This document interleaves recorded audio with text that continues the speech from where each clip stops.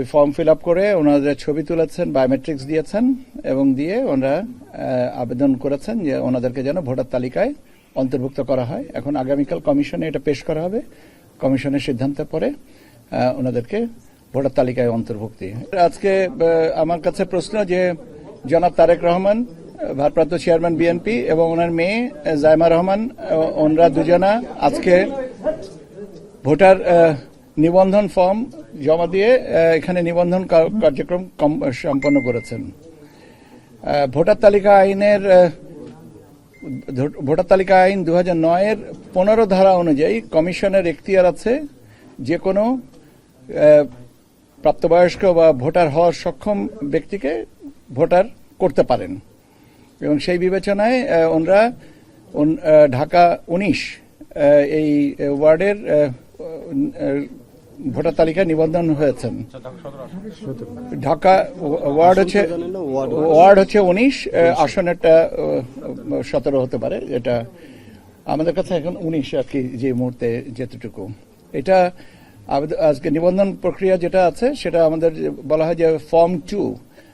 ওই form fill up করে ওনাদের ছবি তুলেছেন, বায়োমেট্রিক্স দিয়েছেন এবং দিয়ে ওনারা আবেদন করেছেন যে ওনাদেরকে যেন ভোটার তালিকায় অন্তর্ভুক্ত করা হয়। এখন আগামীকাল কমিশনে এটা পেশ করা হবে।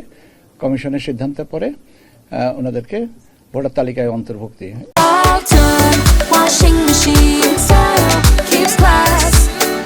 নিবন্ধন কমপ্লিট করে গেছেন। এখন নিবন্ধন কমপ্লিট করে গেলেও এখানে আমাদের প্রসেসের জন্য সময় লাগে, কারণ এটা আপলোড করে আপনার ওনাদের ফিঙ্গারপ্রিন্ট এবং সিগনেচার ম্যাচিং, ফেস আইডি, সেগুলোকে ম্যাচিং করতে হয়। ম্যাচিং করার পরে কনফার্ম হলে তখন আর কি ওনাদেরকে একটা ভোটার আপনার আমরা এনআইডি নাম্বার যেটা বলি সেই নাম্বারটা দেওয়া হয়। তো এটা করতে কিছু সময় লাগবে। তো আই বিলিভ এটা আজকের ভিতরে কমপ্লিট হয়ে যাবে। ঠিক আছে। কালকে তো ব্যাপার হচ্ছে যে ভোটার তালিকায় অন্তর্ভুক্তি, নিবন্ধনটা চলমান প্রক্রিয়া।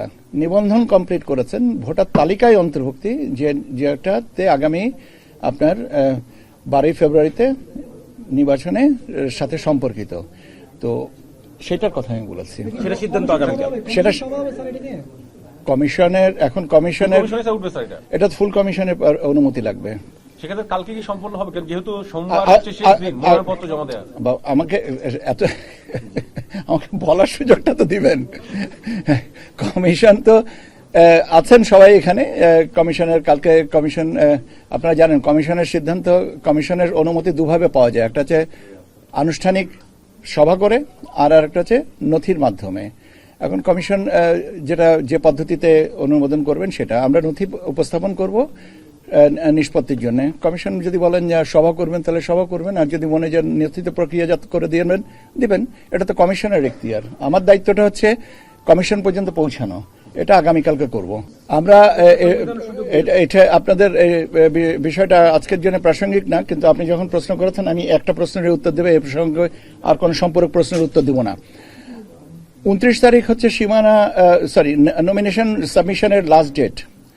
জানা মতে আদালত 4 তারিখে শুনানি নেবেন। 4 তারিখের পরে আমরা মহামান্য আদালতের প্রতি সম্মান রেখেই বলছি 4 তারিখে যে আপিল আমাদের সিএমপি যেটা দাখিল করা আছে সেটা আমাদের পক্ষে রায় আসবে কি না আসবে এটা তো আমরা জানি না, কিন্তু এর সাথে পোস্টাল ভোটের একটা ব্যাপার আছে।